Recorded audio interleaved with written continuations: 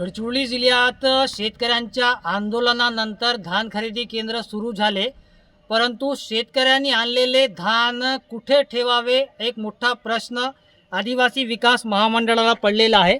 हे 3 दिवसापासून आणलेले शेतकऱ्यांचे धानाचे वाहने आहेत। 4 चाके वाहन असतील, मोठे जे 409 किंवा 407 वाहन असतील किंवा ट्रॅक्टर असतील, ट्रक असतील, यामध्ये शेतकरी जे आहेत ते भाड्याने हे वाहन भाडे तत्वावर वाहन घेऊन जे उत्पादित केलेले धान आहेत ते आणलेले आहेत। एक ट्रकमध्ये जवळपास 350 ते 400 पोते जे आहेत ते ट्रकामध्ये दिसत आहेत आणि 3 दिवसापासून शेतकरी इथे धान आणल्यानंतर वाट बघावी लागत आहे।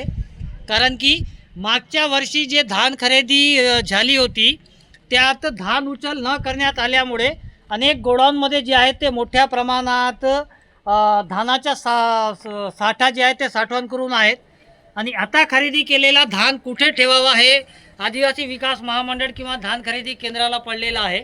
मोठ्या प्रमाणात शेतकरी जे आहेत ते 2-2, 3-3 दिवसापासून इथे वाट बघत आहेत आणि या बाजूला बघू शकतो मोठे ट्रक जे आहेत ते दृश्यामध्ये आपण बघू शकतो आणि 3 दिवसापासून भाड्यावर आणलेले वाहन जे आहेत ते आर्थिक भूदंड शेतकऱ्यांना सहन करावा लागत आहे आणि 3 दिवसातून एक वाहन जे आहे ते मजदूर खाली करत असल्यामुळे आर्थिक भूदंड शेतकऱ्यांना मोठ्या प्रमाणात सहन करावा लागत आहे आणि सध्या पावसाळ्याचे दिवस आहेत तर शेतकरी इथे धान खरेदी केंद्रावर ठेवलेले धान किंवा ट्रॅक्टर जे आहेत कशा प्रकारे ताटपत्रीने जे आहेत ते इथे सुरक्षित ठेवण्यात आलेले आहे। कारण की शेतकऱ्यांच्या मनात एक भीती आहे की पाऊस आला तर धान खराब होणार आणि 3-3 दिवस 4-4 दिवस हे वाहन इथे असल्यामुळे शेतकऱ्यांना आर्थिक भूदंड सहन करावा लागत आहे।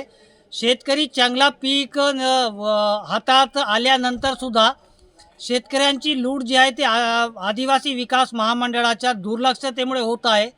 जिल्हाधिकारी यांनी गडचिरोली जिल्ह्यातील अनेक भागाचा आढावा घेतला आणि यात धानासाठी जे आहेत गोडाऊन उपलब्ध करून देण्यासाठी तालुका स्तरावर निदर्शन देण्यात आली, सूचना देण्यात आली, परंतु सध्या सत्य परिस्थिती काय हे TV9 आपल्यासमोर दाखवत आहे आणि शेतकरी जे आहेत धान खरेदी केंद्र सुरू झाल्यानंतरही चिंतित आहेत आणि खरेदी करण्यात येणारे आदिवासी विकास महामंडळ जे आहे तेही चिंतित आहे।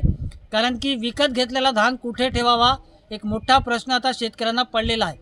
कॅमेरामॅन सोहेल पठाण सोबत मेमडी इरफान, TV9 गडचिरोली।